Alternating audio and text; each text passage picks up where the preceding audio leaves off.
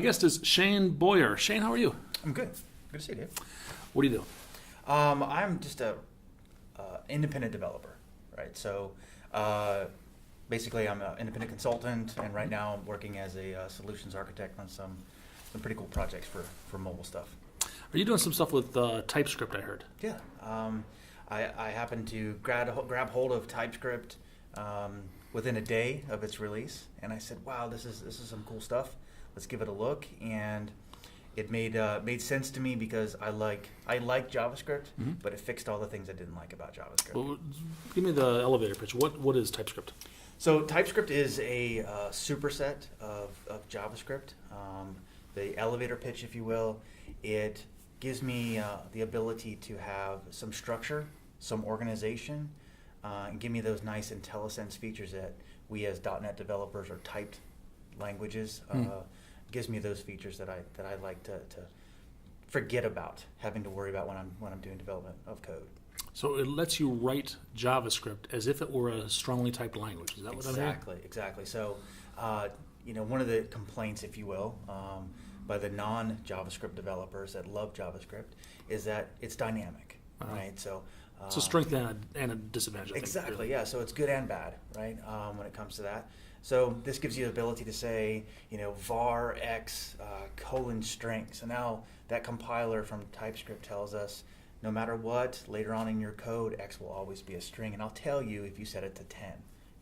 Gives you that nice squiggly that we're used to seeing so much, and I've been spoiled by it, quite honestly. Okay, so it actually interacts with, you said the squiggly, it interacts with the IDE. Yeah. And what is the IDE? So we can use Visual Studio. There's Snap and Web Essentials 2012, I think Mads Christensen, who writes that tool. There's a snap-in for Visual Studio, but there's also add-ins for Sublime Text, for Vim, Emacs, and I'm sure there's some others out there that are being developed as we speak. Okay. So walk me through, how do I get started with TypeScript? All right, so TypeScriptLang.org is the site that you go to. They've got a great kind of walkthrough how to learn it. They've got a great playground, so an in-browser IDE. You can kind of see on the left, do some TypeScript. They've got great examples on classes and modules. It outputs the JavaScript, so you can see what it creates. Okay, so basically it compiles to JavaScript. You type in TypeScript, and some process happens, and JavaScript spits out the other end, right? Exactly. So you could do as we understand it from a classical language, class foo, and as you're typing, at least in the IDE in the browser for the playground, as they call it, you can see what it's producing in a module pattern and closure patterns, depending on whether you're doing the class type definitions in TypeScript or you're using the modules that they have now.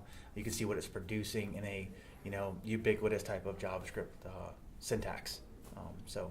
Okay, and this is something you have to download from the web. Right. So from that website, you can download the add-in for Visual Studio. Okay. And it'll give you the compiler. It's got a command line tool that you can use to compile your existing JavaScript libraries, and take some advantages there. Let me back up. Command line tools will give you the ability to write TypeScript files and compile to JavaScript files. Okay. Right. So you don't have to use an add-in. You can actually use Notepad, for instance. Okay. All right. So if we're doing something like Notepad, there's a manual step to compile it. But if I'm in Visual Studio or some development IDE, that just happens automatically. Yeah. Like on a save. A save, okay. Right. But in Sublime Text, you might want to. You can create your own compiler, so to emulate the same type of things that you get for Visual Studio. Okay. All right. And so now, who's the target market for TypeScript? We already have JavaScript, right? Which doesn't really add. Maybe I'm wrong here. It does. Correct me if I'm wrong. It doesn't really add functionality to JavaScript. It just makes it easier to work with. Is that a fair statement? Well, JavaScript now. We have Node, right? So Node.js is JavaScript on the server, right? Everybody's jumping into Node. We have Azure Mobile Services, which is built on Node. It allows us to create these large JavaScript applications. Right. Now, the problem with JavaScript, it can get very, very just obtuse and hard to manage and hard to debug, right? So what TypeScript gives us is through modules, the ability to organize this like we would in namespaces, right? From like a .NET C# Okay, so language. it adds a namespaces to Right. JavaScript. So we can organize that, right? Okay. So that's a big advantage. It gives us the ability to have that type safety, so now we can catch the silly errors. So that's a good thing. Target market. It sounds like I could hard. benefit from TypeScript because Yeah. I'm not a JavaScript expert. Right. I'd use it when I have to, and I can find my way around it. jQuery has certainly helped ease my transition into JavaScript. But if I'm a JavaScript ninja and I know the language inside and out, do I need TypeScript, or is that just No, certainly. If you're comfortable with everything that JavaScript is good and bad at, by whomever's definition, you don't need it, right? I think there's some really good things. One of the great things that even the JavaScript ninjas, if you will, love about it are lambdas. These arrow functions that we love in C# and take advantage of readily. Oh, okay. We have that ability now in TypeScript, so we can have that nice flow of code development. Okay, so there's there. some syntactic sugar on top of that. Oh, that we certainly, can take yeah. care of those. Okay. And also, there are some added features. JavaScript developers, if you go to any of them, say, "Do you know what the this and that problem is?" The That is a scoping, problem, yeah. right? So there are some things that it will solve for you when it comes to that problem. Yeah. So there's those things as well. Technically, there's only this in JavaScript. Exactly. We've added that This is scoping, yeah. to Yes, a resolve. So pattern, now we right. have two problems, right? Yeah, exactly. We've So- added this abstraction layer. Yeah. I'll be clear though, and I say this a lot when I give talks on TypeScript, is that it doesn't excuse you from learning JavaScript. Okay. Right? So it's still important. Like you said, it's a good gateway drug. Yeah. Like, all right, I can do this. I feel comfortable with it. I always say, pay attention to what the output is, but go learn JavaScript. Learn the patterns, learn a module pattern, learn closures, understand scoping. Okay. So understand that even though this does give you a lot of that syntactic sugar, as you said, you still have to pay attention because you can still hang yourself. Yep. There are great things about C#. We can still write bad code in C#. I'm Right. painfully aware of that. Right. So we make our living on bad code, right? So you still need to understand what it's outputting and what it's doing from a JavaScript, and know that you can still take advantage of the great things that it does for you. Okay.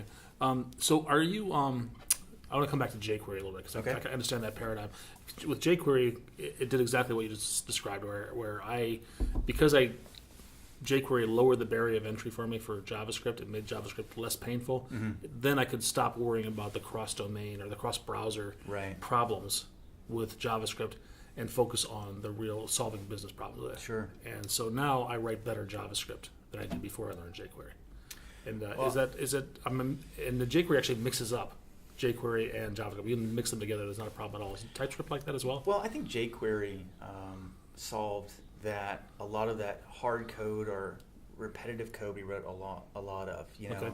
It was, we really hate writing that repetitive code constant. Like, okay, well, if it's this browser, then do this. Right, If it's that's that the big browser. problem So that it it was solves. a really nice shim for us Yeah. to get us back to writing that core code that was important at business code. So what TypeScript does is it really just helps us to stop. How do you form that?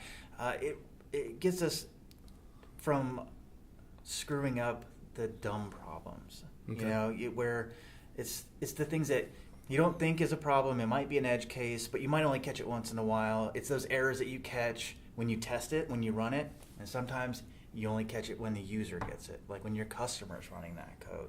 So it could be those silly little things. It might be that this and that problem. Right. It could be a scoping issue. It could be that semicolon problem. It could be a semicolon problem, right? The implied semicolon. So, the yeah. bane of my existence. So it does put semicolons in there for you. So Okay. it does do that. So it does help, and I think it just gives you the little helpers that we are used to. We being the type saved language Yeah, developers. I'm a C# guy myself. The C# guys. I always say we're the dot people, right? So we like to type something and go dot and get that nice IntelliSense. And I would get that right? if I was using TypeScript. And now where does that help us, right? Where does the dot come in? There is probably, since we started talking, 15 more JavaScript libraries, right, that have been developed. We have no idea the reach of or what those libraries do. You talk about Node or Knockout or Kendo UI type of libraries. There's a good GitHub site called Definitely Typed by a developer who has put together TypeScript definition files. Right, so these are helper files that you can reference in your TypeScript. Okay. Right, and say I'm going to use jQuery, for instance. Right.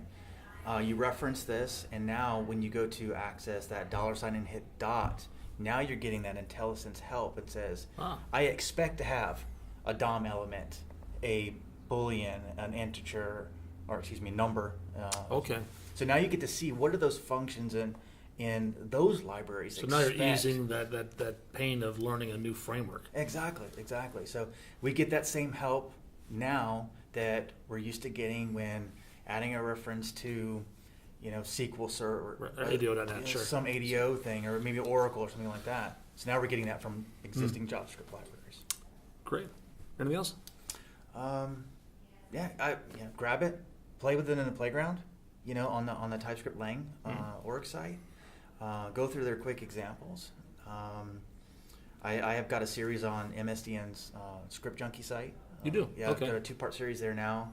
Let's get the URL in this show notes. Yeah, I'll give that to you. And also I did an article on kind of getting started, making .NET developers more comfortable with JavaScript in the January edition, which is a good kind of primer. Great. Yeah, so talks coming up? Planning to do that conference in August. Uh-huh. Doing it. I want to do In a TypeScript. Wisconsin? Yeah. Go playing that. Playing all the slides. I was there last year. That's a good conference. Yeah. That's all we got going on right now. Shayne, thanks a lot. Thanks so much.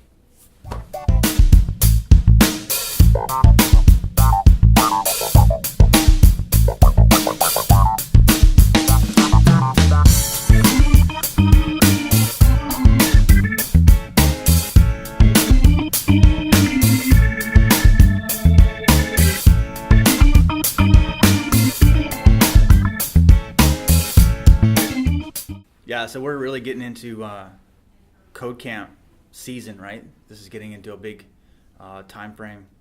So get out to a Code Camp, learn some technology with your friends.